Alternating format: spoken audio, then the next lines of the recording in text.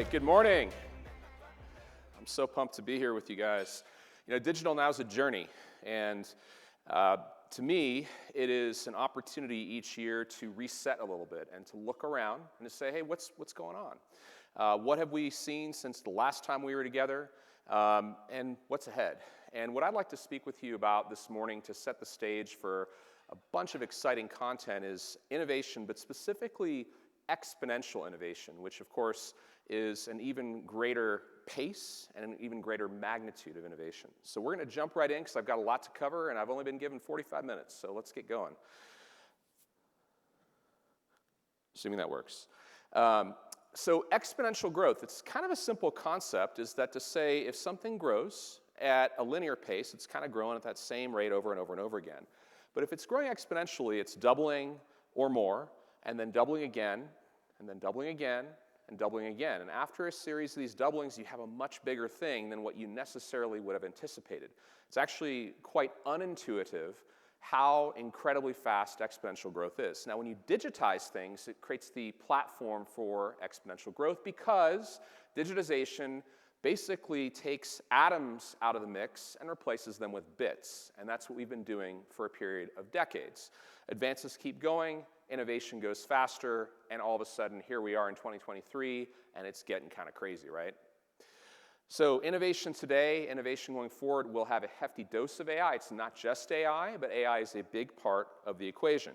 Now let's talk about a particular element of exponential growth that we've all benefited from and experienced over a period of roughly 60 years, which is the law of accelerating returns, which is a general rule of exponential growth, a term coined by Ray Kurzweil, a very prominent futurist. But this specific curve is showing you Moore's law. Moore's law essentially was a prediction back about 60 years ago that computing power would roughly double every 2 years for the same price point. So for every $1,000 that you would spend on computing, you'd get a certain amount of computing.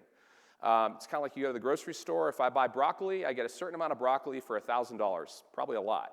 The next year, I kind of get somewhat similar amount of broccoli. The next year, kind of similar amount, but that's not the case with computing. Every year and a half to 2 years, we've gotten double, and then double, and then double again, which is really profound. So if you look at this curve, by the way, it's in a logarithmic scale. It's not linear.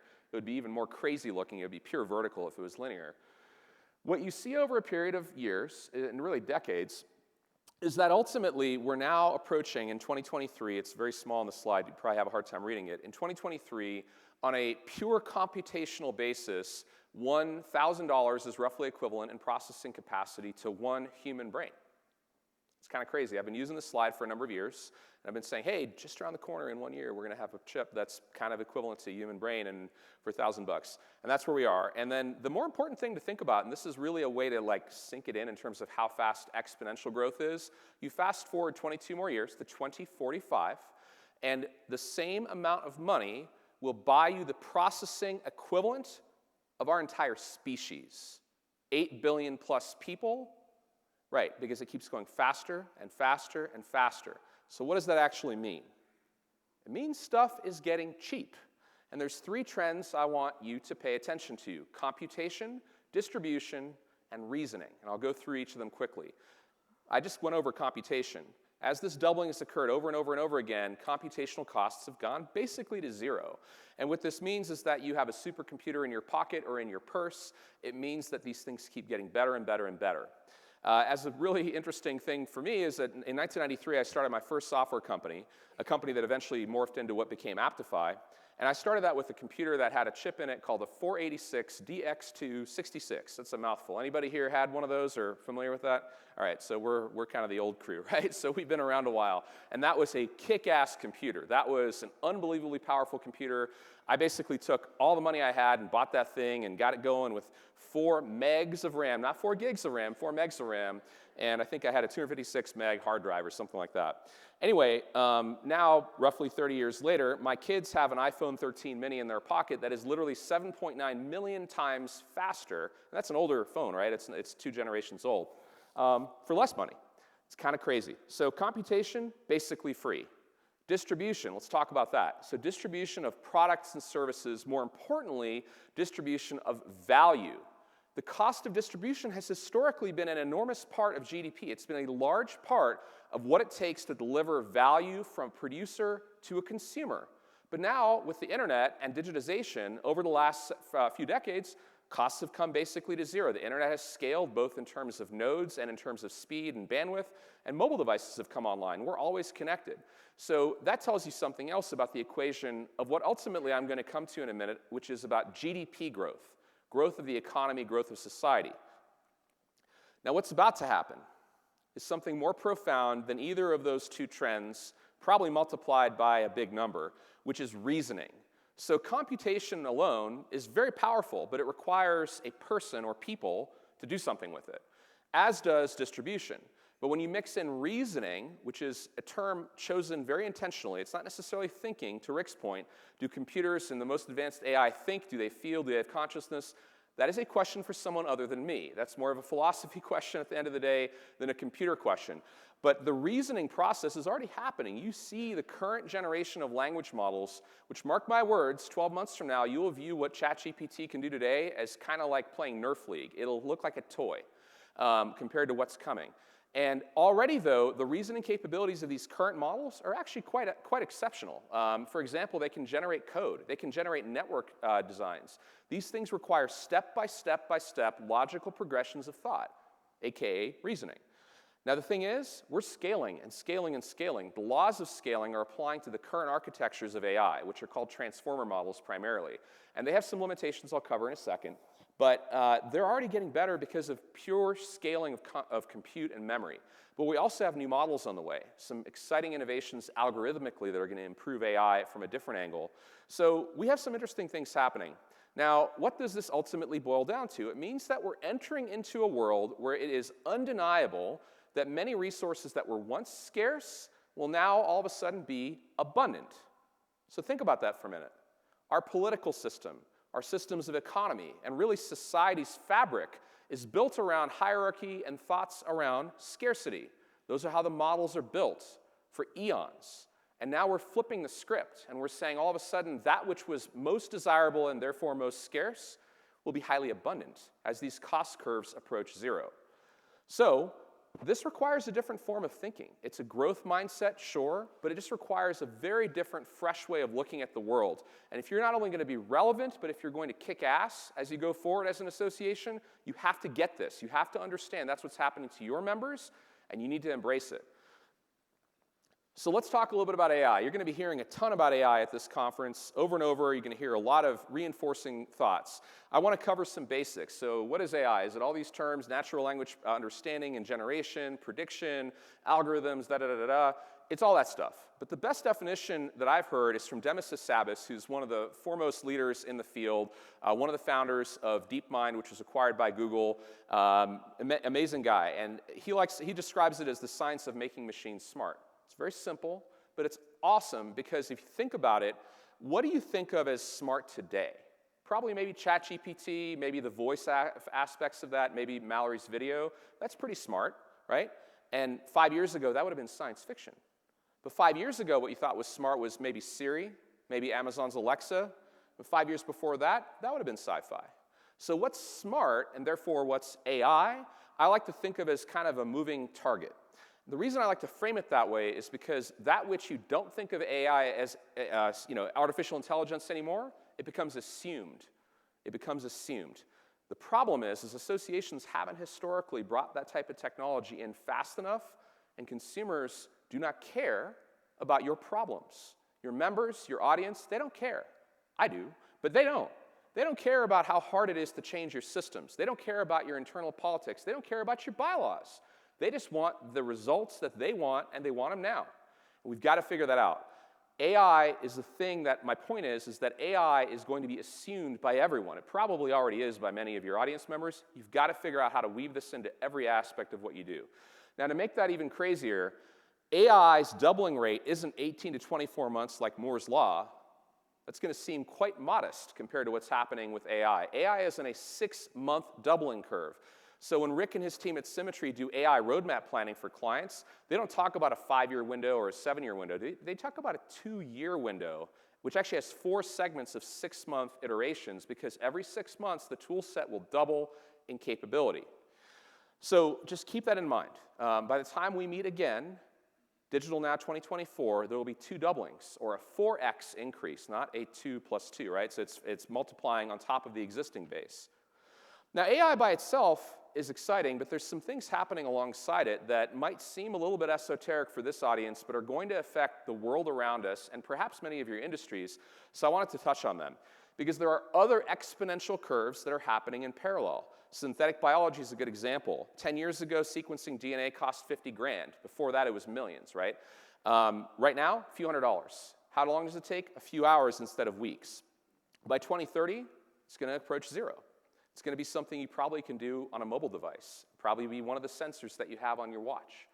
It's going to be democratized and demonetized like the other exponential curves. Another interesting things about, and the applications are enormous, by the way. It's not just, oh, this is really cool for health and life sciences, which of course it is, but it has applications in many other categories. One problem we have in computing is storage. We're dramatically growing the amount of stuff that we track, right? And traditional storage methods are straining under that load. Well, DNA is actually a very interesting storage mechanism. Just to give you a sense of the scale of what DNA theoretically can do, this is not a practical application yet, is DNA-based storage can theoretically store the entire knowledge base of our species with 1 kilogram of matter. It's insane. So as we continue to think about biology becoming essentially an information science, it becomes an unbelievable opportunity, and it bleeds into these other areas. Now, robotics is an area where basically AI comes to life, and you're going to see some interesting innovations. They may be exciting, they also might be really scary, but it's happening. And robotics, there's a lot of improvements that are happening because of better sensors, better algorithms to make robotics more and more and more real and to scale them into the household and into the business. Quantum computing is another area I want to quickly touch on. That's like another game changer that's out there where real progress is being made. And quantum computing is a different methodology of computing, completely different from classical computing, and it's got its own crazy curve.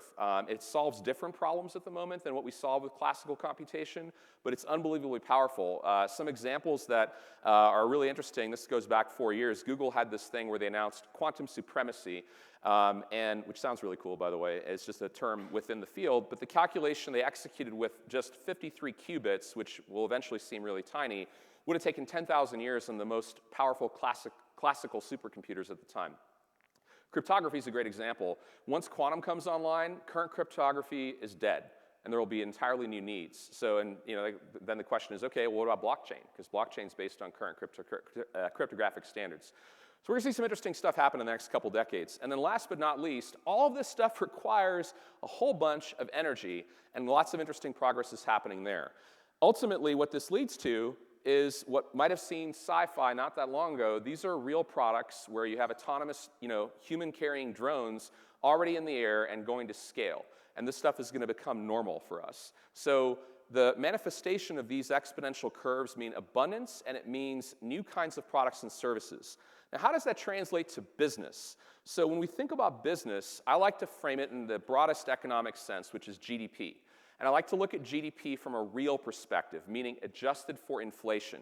So take a minute and look at this chart. This is talking about the growth of GDP and how it relates to key innovations over a period of about 1,000 years. And it's a logarithmic scale, so each of the bars represents a 10x increase. And so GDP growth, you can see one of the earlier innovations, the printing press, then steam engines, and so on. And then the information revolution really is the last 70, 80 years that you see on here, and all of a sudden you had a 10x increase in real GDP. So kind of an interesting thing because, think about the people who were out there doing what they do, like doing what we're doing right now, prior to the information revolution. Would they have thought it was possible to have a 10x increase in under 100 years in real GDP? And probably the answer would be no. Because in spite of the enthusiasm even the most forward-looking people of the time would have had, it's inconceivable to say a 10x increase in GDP, in output, in productivity. How does that come? And the short answer is we don't know until we know. Because we're a very creative species. We come up with ideas that we don't anticipate because these innovations lead to creativity, and that creativity leads to more innovation. So that compounding effect we've experienced. It's in the history books. So the question is, what happens next with AI? A lot of people are saying, oh, in the next 20 years, there's going to be about $10 trillion of economic impact, which is a 10% growth relative to world total GDP right now. I think that's a radical underestimate of what's likely to happen because of the speed at which this stuff is growing. Now, to give you an example or a few examples of where GDP growth could come from, I'm going to walk you through a couple of quick examples. The first one is thinking about latent assets, repurposing things you have and making better use of them. So if you think about like the percentage of what you have as an asset base, as an organization, and how much of it is actively used to generate value, either financial or otherwise, it's probably a tiny fraction. So how do we potentially activate these latent assets? Well, let's take a look. I'm going to show you a couple videos. And if I can get these slides to work. Go ahead and roll video 1. Hey, this is Amith Nagarajan. I thought I'd try something different with this update. I want to share with you some thoughts about latent assets. Basically, it's stuff that you're not using. So it's something of value, an asset, that you basically have sitting on a shelf, sitting in a closet, or maybe in your attic, figuratively speaking, of course. In the context of your association, it might be your content, it might be aspects of your network, it could be a lot of different things. So why is that important to think about right now? It's because with AI, you have a chance to activate those latent assets in new ways. One example is content. So I'm recording a video right now on my phone, and what I'm about to do is upload it to a tool called HeyGen, which will allow me to translate this into any number of languages that I choose. And I'm going to post examples of this. So why is that relevant to the discussion around latent assets? Think about all the content you have and all of the millions of people around the world that you could potentially reach if you could translate that content basically to any language you want. That would be pretty amazing. So let's take a look at what that looks like in lots of different languages. All right, go to the next slide. We'll roll video 2. Hola, soy Amith Nagarajan. Quiero compartir contigo pensamientos sobre activos latentes. Básicamente, es algo que no usas, por lo que es valioso, un activo que tienes guardado en un estante, un armario o tal vez en tu ático. Hablando figuradamente, en tu asociación puede ser tu contenido, aspectos de tu red, entre otras opciones. ¿Por qué es importante considerar eso ahora? Con IA, puedes aprovechar esos activos latentes de nuevas formas. Un ejemplo es contenido. Voy a filmar un video en mi teléfono y luego lo cargaré en HeyGen, una herramienta para traducir a múltiples idiomas. Y voy a publicar ejemplos de esto. Entonces, ¿por qué es relevante para la pregunta de discusión sobre los activos latentes? Piensa en todo tu contenido y en las millones de personas a las que podrías llegar en todo el mundo.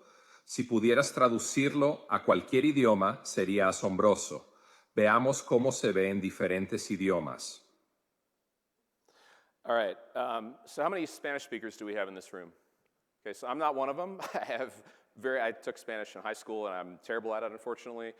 It's not too bad, right? I mean, I've talked to a number of people who said that's pretty good. And by the way, I did the same thing in Hindi and in Japanese and in French and share it with people who speak those languages. This particular tool is called HeyGen, but it's one of many. So that was not an AI avatar like Mallory showed. That was me. It was just the AI took my video, the original video in English, and it translated it to Spanish. And it took about 5 minutes, and it cost about 30 cents. And that's actually a fairly low-quality video. I did that literally, and I was rushing out the door to go to my son's football game, and I recorded that video because I wanted to send it out to a group of folks I work with. And I was pretty impressed by it. I'm like, yeah, it's probably going to be kind of junky, but yeah, it was pretty good. It actually did, like, it was not just the audio, right? It actually changed the way my face looked so that it was aligned with the sounds coming out of my mouth. So why is that important? Think about this. The market for your products and services, your know-how, the value you create as associations, as businesses, is vast, potentially far, far greater than what you actually realize today based on the geographic limitations that you kind of impose by virtue of tradition, maybe location. There's a lot of opportunity, and this is but one thing that we're doing with language. Imagine if you could do this at scale with like all of your content in all languages. But translation's more than language to language. It's also personality styles. It's also how we connect with people in different ways, how formal something is versus how informal something is. It also refers to the idea of connecting with people perhaps with different levels of language. If we wanted to take that concept and say, you know what, I think this is important for people in middle school to listen to. So for kids, let's translate that video automatically. This is all technology that's available today. At the moment, you have to string these bits together to create the kind of vision I'm describing, but it's coming together at scale. Right now, to do this with 1 million hours of video would be expensive, but guess what? 6 months from now, it'll cost less and less and less. All right, so this actually leads me to a general concept, which is that language has been unlocked. So with language models, we, for the first time ever in history, have the ability for, again, very close to zero cost and approaching zero, to have language skills to do basically anything. So if you think about the language models, I'm assuming most of you have played with ChatGPT or Bard or Claude, perhaps not as much with the open source LLMs, but these tools basically know how to converse with people. Whether you think they're perfect or not, they're not quite at the human level in some categories, but they're very close or better in others. The really key thing to take away is this. All of a sudden, computers can talk to you. Computers can read, computers can write, computers can listen, computers can speak. Computers can watch videos, computers can also create videos. They can communicate to us in a natural way. That's a big deal, because up until recently, this was something that, again, it was one of these grand challenges of CS where you couldn't actually do this, A, at scale, and B, with high enough quality to replace many of the functions we do manually. That's a big deal, and we'll come back to that more. We're also weaving this into everything you already do. So yes, there's all these different tools like HeyGen and all these meeting note takers that pop up in your Zoom meetings and kind of, surprise you sometimes. But these are all getting woven into the very tools you use on a daily basis, into Microsoft Office, into Slack, into Google. So pay attention to this, because this can be one of the low-hanging fruit for you. In fact, Microsoft made general availability for Copilot, which I don't have time to talk about in detail, but it'll blow your mind. If you haven't seen the Copilot video on the announcement video, go watch that as a homework assignment. Work will never be the same. And Microsoft I think they're underselling it personally, even though their videos are unbelievable in terms of what's possible. Now, let's go beyond language, though. So the thing is, language by itself is extraordinarily powerful, but what about beyond text? I already mentioned that AI, as of today, can already see, hear, and speak, generate images and video. Right now, these models are separate. They kind of appear like ChatGPT recently announced some features where it can generate images through DALL-E. You can paste an image in or upload an image, and it'll analyze it for you. But these are not truly multimodal models, which is a lot to say. Multimodal simply means multiple types of input and output. So text, video, images, sounds of other kinds, music, code, smells. Those are modalities of inputs and outputs. And AI models are heading towards being multimodal from the ground up. So GPT-4, as an example, is actually not really multimodal. It has kind of bolt-ons that make it do these other things. And it's really impressive. GPT-5 and also Gemini coming out of DeepMind and Google are supposed to be multimodal from the get-go. So a very different level of understanding. Let me explain it to you this way. If I give you a video, and most of you know by now, like you can take a video and you can create a transcript, high-quality transcript automatically, right? A lot of tools do that. Now, the question for you, though, is the information. Is there as much information as the video has in the text? What has more information density, the video, or maybe step down to audio or text? Clearly, the video has a lot of other stuff. It's not just the image. It's kind of the feeling you get, the understanding of the person, the motion of the individual, the hand gestures, et cetera, and on and on. So, but when you go to text, it's compressing. So what happens right now is they're all basically intermediating through text, and so there's a lot of loss of information. Ultimately, true multimodal models will be unbelievably powerful beyond what you can dream of right now. The other thing that's actually, to me, even more exciting is we're on the horizon of true multi-model systems. So these sound like the same thing. Multimodal is different kinds of inputs and outputs. Multi-model means different AIs working together and orchestrated to create an outcome for you. So think about it as like labor specialization. So you might have someone who's really good at, let's say, engineering, someone who's really good at something else, and they come together and they create a product. So product management, engineers, marketing, artists, and they have a product. You have specialists. AI is doing that already. And that, by the way, I want you to kind of bookmark this in your brains as an opportunity for your association. Creating highly specialized models that reflect the unique nature of your content and expertise and your association's brand, which most people do not take seriously enough in terms of the value it represents. That is an opportunity because your AI model can be part of this ecosystem of models and do a specific thing extraordinarily well. So keep that in mind. That's happening today. And then finally, models today, you interact with them, you get inputs and outputs. You say, I want this, it'll give you stuff. I go to ChatGPT, I say, create a blog post for me. It does a good job. It doesn't actually take the steps to put that on my website, to actually go out and review it with other people, to create social posts and so forth. And that's where we're heading with agents. There will be semi-autonomous and fully autonomous agents, but the idea is these are AIs that are capable of executing work for you. So rather than just giving you inputs and outputs, they can actually take action. That's the agency part. We're going to have a talk later on AutoGen, which is a framework, an open source framework that Microsoft recently released that's amazing and exciting. You can learn all about that. There's lots of ways to go about this, but basically think of it as a team-based approach to AI that actually does work on your behalf, which can both be exciting and really scary. One example I love is abstract submissions. How many of you in this room, quick show of hands, do a lot of abstract work where you have call for speakers, call for papers, or you work with standards and there's abstracts, there's all this stuff being submitted. And it's a very labor-intensive, expert-required type of process. If I'm running a scientific journal and I have peer-reviewed journal and I have submissions of abstracts, there's all this work that has to happen just to get papers through that pipeline, and it requires the most expert people in my community. Well, that's an opportunity because AI agents are going to be able to not only go through and essentially replicate that pipeline, but actually maybe improve upon it, not just help evaluate the quality of a submission, but look for things like biases. Like AI, by the way, has extreme biases in many ways because it represents us, and we all have biases. But AI against AI can look for biases in ways that we don't have time to look for and we don't bother to look for. So it's exciting. So keep that in mind. Agents are going to be a big deal. Open source models is another thing I want you to just tuck away in your brains. So cost coming down isn't out of the goodness of the hearts of the technology industry. So OpenAI does not want to lower their prices, yet next week we expect them to probably chop them down by about a third to a half on many of their most powerful models. Why is that? It's because primarily it's actually open source models, but it's also just competition, good old competition. Open source models are super interesting because they create a lot of transparency around how these things actually work, which you don't get with the proprietary models.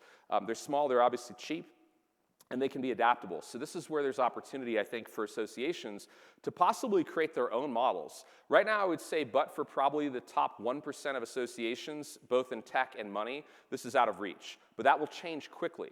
So between now and the next digitalNow, I think it'll be out of reach maybe for 50% of the association community, or maybe 70%. But very quickly, it'll become graspable and achievable by most people. So the application might be something like taking the entirety of your educational content and creating your own model that's trained on your content and your community, and then licensing that model to other users, to other providers. Maybe license it to people who make GPT-4 and get them to pay you some money for the content that they already stole. So there's a lot of opportunities out there, and I think you need to pay attention to this. Now, the last thing I want to talk about quickly on the tech front before I kind of shift gears and talk about applications of this you can get excited about today is what happens next. So most of what you hear about today is based on this architecture called transformers, which has been around about 5-6 years in practice. And there's a couple of key limitations. One is this idea of the context window. It's kind of like this. Think about, let's say Rick is the greatest expert in association IT strategy in the world. He just knows everything. So I go to him, I say, hey, Rick, I'm trying to transform my association. I need your help figuring out how to replace my AMS. And Rick goes, oh, cool, I can help you replace your AMS, and talks me through like a lot of really interesting things, gives me great insights. I'm like, cool, thanks, Rick. And then I say, hey, I have another question for you. We're also having a problem with our financial management system, and I want to have a conversation with you about that. But then Rick has forgotten about the AMS conversation because his context window is super narrow. He only is able to remember roughly the last 10 to 20,000, maybe 50,000 words of our conversation back and forth. That's the state of current AI. Now, it's pretty smart. There's a lot of clever techniques that have been used to compress the earlier parts of the conversation to maintain some degree of contextual awareness. But when you have a long conversation with ChatGPT, you'll find that it's kind of forgotten about the stuff you said earlier. It becomes increasingly forgetful. That's a big problem. So the hyena approach is, it doesn't matter like how it works to this audience, but the point is that it's going to solve for this idea of limited context windows, potentially giving us nearly unlimited context windows, and overcomes a major architectural limit in the transformer model called quadratic scaling.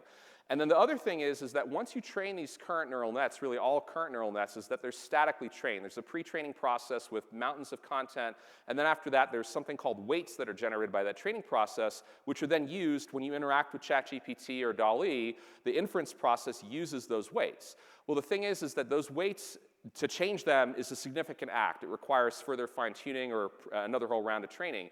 It's not continuously learning. And liquid neural networks pose an opportunity to create a continuous learning cycle where the weights are actually dynamic, and it's essentially learning the way a human brain or a biological brain would work. These are not here today. The point is this: they're coming. And these are just two approaches. There's tons of great research happening in this space. Billions and billions of dollars in commercial and in academia coming in and attacking these problems. They're going to get solved in the next 2 to 5 years. And then it's like a whole other level of crazy. So keep this stuff in mind. I hope I've scared you a little bit and hopefully excited you a bit. But here's the question to ask. Does this matter? Like, does this help our members? And obviously, I have an opinion about that I think it sure will. And I'm going to talk to you about some ways you can capitalize on this from a member value perspective, which is, of course, important. But to me, as important is, I'm an entrepreneur. I've been starting and scaling companies for 30 years. I don't think of your associations as any different from the businesses that I run. You need to make money, and you need to make more money than you're making now to have sustainability and to invest in your futures. Your not-for-profit status is a gift, but it's not a business model. It's a wonderful thing. You get to keep all your money at the end of the year and reinvest it in your mission. My companies have to pay taxes. We don't get to do that. So it's not an approach to the mindset of business. It is just a tax status that's a massive advantage, which, like, commercial businesses would kill for that. So you have basically like a 40% advantage financially over for-profit companies.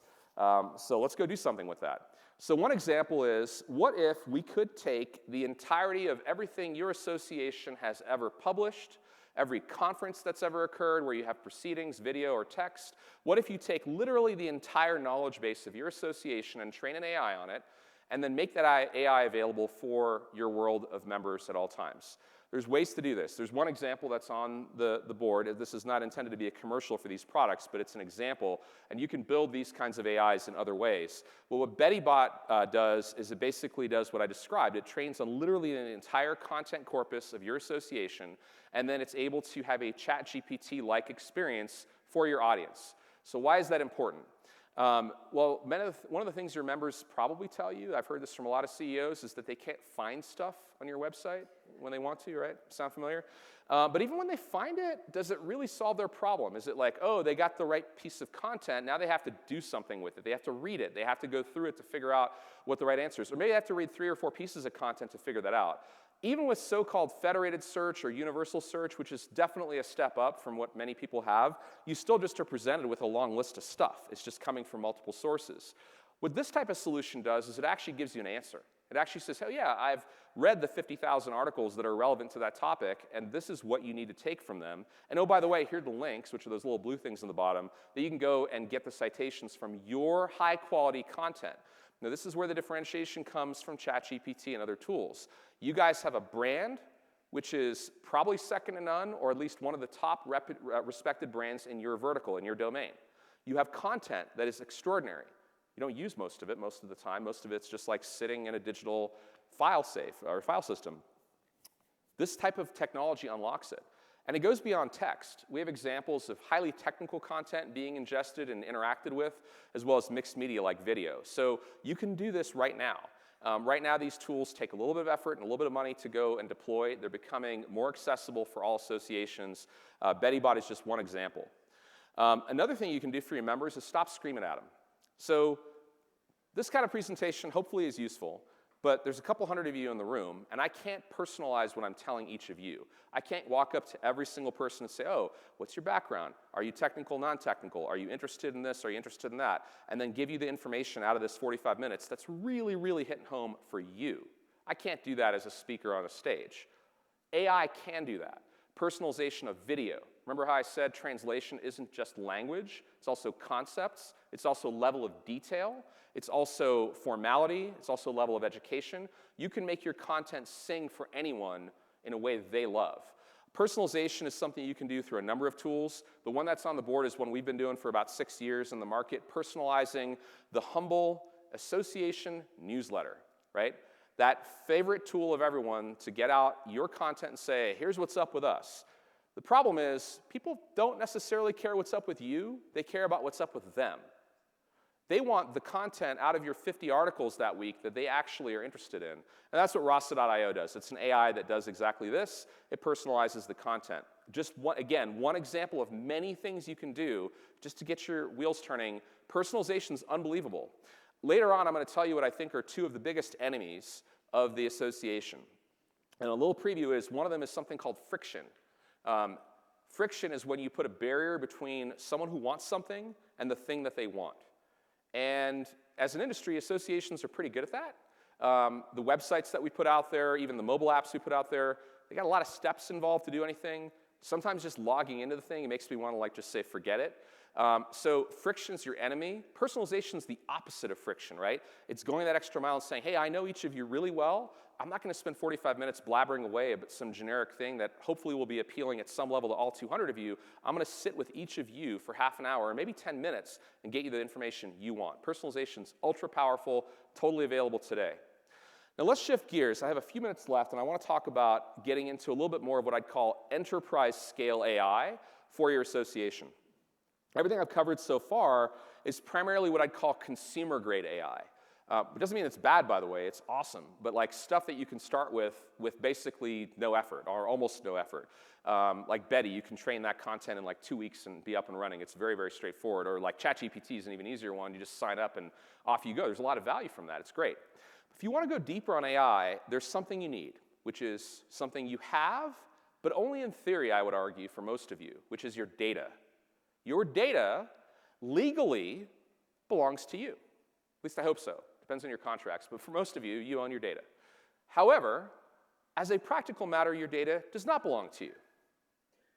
As a practical matter, your data does not belong to you. Why do I say that? It is because you don't have access to it when you want to, how you want to, in the format you need, to make sense of it, to unify that data, to do things with it that you choose to do. You are beholden to this entire mesh of vendor relationships where your data is in little spots here and there, or even if it's unified in a single system like a Salesforce or whatever, you still don't truly own it.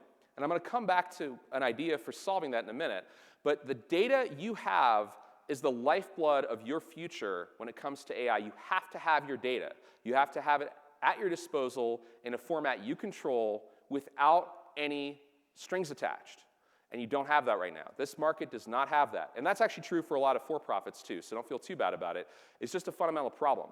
Up until now, it's been like, oh yeah, well the data in my AMS, the data in my FMS, LMS, blah, blah, blah, blah, it's just powering those systems, so it doesn't matter that much. Maybe I extract some of it for some kind of okay analytic solutions, cool, but it's it doesn't matter. It's not a strategic imperative is what I'm saying, but it is now. So associations data fuels all of these things that are on the board right now: product decision-making, customer support, truly personalizing the support experience, the customer experience. You have to have your data. It's got to be available in a format that you need. So how do you solve for that? So we're believers in this concept called the common data platform. And the essence of this idea, this by itself is an hour-long presentation, but the common data platform is a simple, simple, simple idea. Basically, it says this: don't replace your various line of business applications. If you like Salesforce as your AMS, by all means, use that all day long. If you like HubSpot for marketing, awesome, it's a great tool. If you like a particular financial package and learning management system, that's great. Use those products as long as they meet your actual business needs. But pull your data out of there on a continuous basis and in a consistent way into a data platform that you own, not something someone else owns, something you own. That data platform belongs to nobody other than your association, and it has your most critical asset for the AI future, which is your data. Put that data in a place that you control, that's safe, and that you can do stuff with, and then build your AI future not on top of someone else's platform, like an AMS or whatever, something equivalent to that. Build it on a platform you have 100% control over forever, which is a database structure, a data format you own. So then the question, of course, is, okay, that sounds kind of cool, but how do you do that, right? Well, there's lots of ways to approach this. There are CDP platforms that are out there. There are a couple open source ones, not for this market, but just generic ones, and there's a lot of commercial solutions. My biggest argument against commercial solutions, and they can work for your needs, but my biggest argument is, again, you're just back in the same boat where you don't own the data anymore.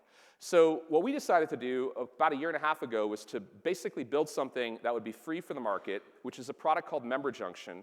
It is a totally free, open source software solution. You can check it out through this QR code, memberjunction.com. We are donating the IP for this to the world through an MIT license, so it can be used for literally anything. People can even create commercial products from this. You can do whatever you want. And the idea basically is it takes care of the hard part of that problem that I just defined. There are solutions for this. This is one of them that we're really excited about giving to the community. But you have to solve this problem. You can't just look at it and go, oh, yeah, my data sucks, but I'm going to move on to the next thing. Because if you do that, you're going to be back here 1 year from now, and you're not going to have made tangible progress on the bigger opportunities for AI. Now, when it comes to AI and data, I want to get your minds thinking a little bit about things that you probably don't think about as data quite as much. I know you think about your structured data, like your association management system, your financial management system. Those are, of course, they're data sources. But there's a lot of other kind of data out there. There's unstructured data, like photos, text, obviously. And then there's semi-structured data, which essentially is kind of a blending of the two. That might be something like a standards document. A standards document is kind of unstructured, and it's got text and images and so forth, but it follows a format, right? It's kind of somewhat interpretable by traditional computing. So semi-structured and unstructured data has been problematic, to say the least, for computers until now. Because remember, we've unlocked language. And if a human can read something and make sense of it, so can a computer, and for free or cheap. So that means all this stuff you have floating in your ecosystem, right? All these documents, all these images, all these videos, all this stuff, even emails, becomes an opportunity. And also data sets that you don't even necessarily own become an opportunity. So I'll give you an example of one. Mallory mentioned this. So we launched a company this morning called greengopher.ai. And Green Gopher is an example of this type of thinking.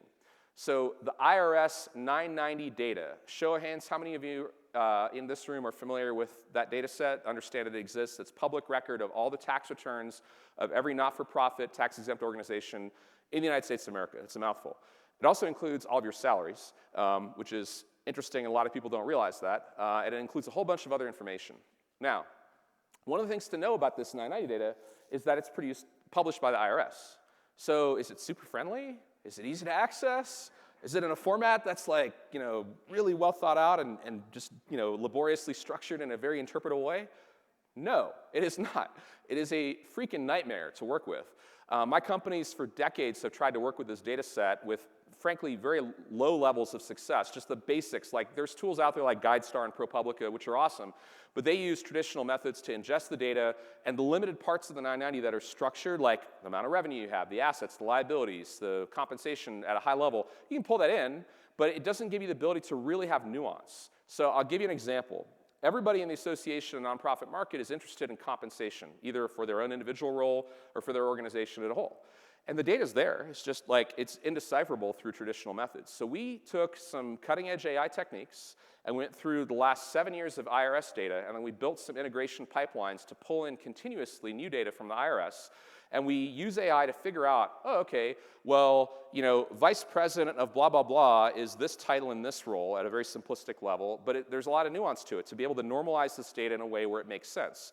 And then we did a bunch of other things like ingesting data from census, ingesting third-party license data that we purchased to further enrich it. And Green Gopher basically gives you a tool where you can very simply understand compensation by role, by geography, by org size, by metro area, by any of these key attributes that people actually care about in a very, very simple way. You can also look at organizational benchmarking like revenue, as well as a number of other KPIs at the org level. So check it out. It's a free site. Hopefully it'll be useful to you guys. It's obviously the market. We're trying to help with this tool. The reason I'm mentioning it here is because it's an example of taking unstructured and semi-structured data and doing something new with it. And you have opportunities like this in your business. So I'm going to wrap up with a call to action and a couple thoughts on how you can go about driving change. So I spend a lot of time thinking and talking about tech. But really, that stuff doesn't matter that much if you can't get your team doing stuff with the tech. And there's two theories of change that are predominantly out there, mostly this one, which is the top-down approach. And the idea is that you have to have buy-in from the board and the CEO and the C-suite, and then you push that down. You have a very strong, compelling vision, and you articulate that vision, and then you get everybody on board, you align your priorities, and off you go, and everybody's singing from the same sheet of music, and you drive change. And that's important. You have to have those things. You have to have a clear and compelling vision, and you have to articulate it effectively and consistently, and so on. But by itself, this isn't effective in associations mostly because you are built to prevent failure. Your cultures generally are intolerant of failure. You're focused on ensuring that the next meeting is good, the next publication is good, the next thing you do is expected to come off of the production line, off the factory assembly line, just as nice as the last one. You're not expecting a high degree of failure in the projects you do. And I'm saying this generally. I know some of you are trying to change this.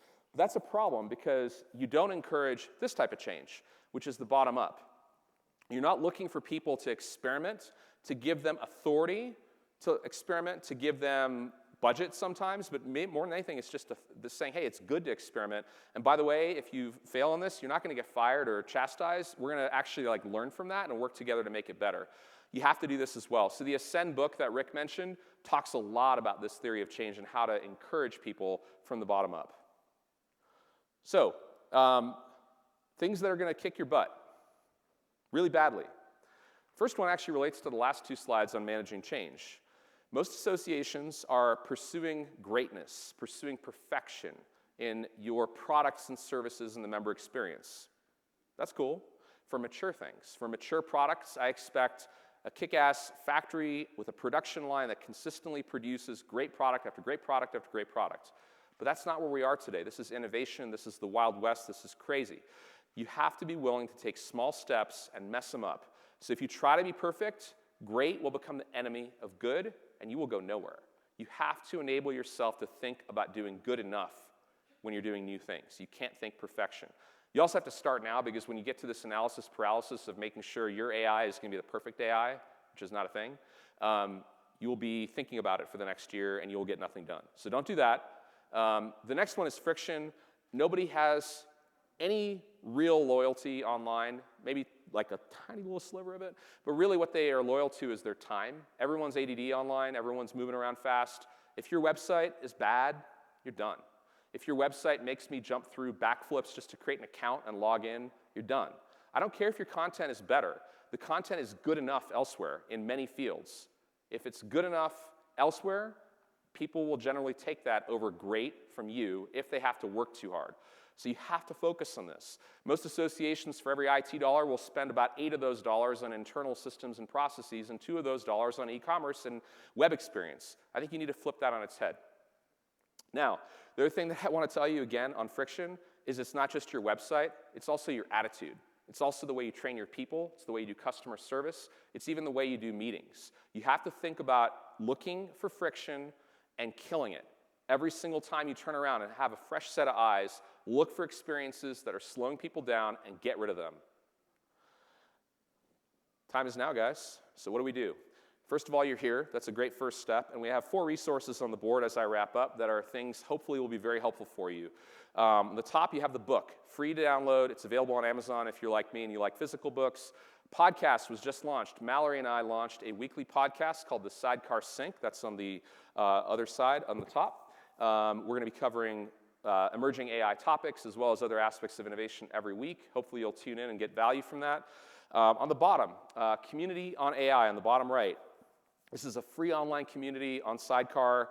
Mallory mentioned it earlier. If you want to have this conversation and get help all the time, it doesn't cost you anything. Just get in there. Start talking about stuff. Share what you're doing.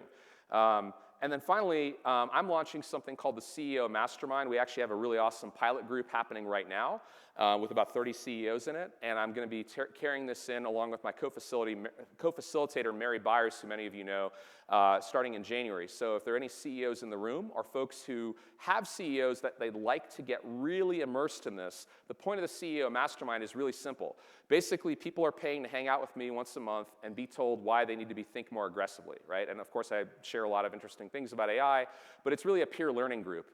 I say kind of tongue-in-cheek about that, but like CEOs historically in this market have delegated technology decisions to everyone else, almost universally. And that is the biggest mistake a CEO can make now. I'm not saying CEOs, thou shalt become IT directors or technologists. I'm saying you have to know what this stuff can do. If you don't understand AI at least deeply enough to know what the capabilities are, you're done. You're not going to be able to emerge and have a new strategy or do anything. You're not going to be able to talk to your people. And you certainly aren't going to inspire anyone to do anything on your team if you yourself aren't embracing this stuff. So that's an interesting opportunity to have a twice per month interaction and move your organization forward through the CEO Mastermind. I'm out of time. I'm really excited to interact with you guys and talk about this stuff over the next 2.5 days. And I just wanted to end by thanking all of you for being here. This is a big investment of your time, your dollars. Thank you so much for being part of Digital Now.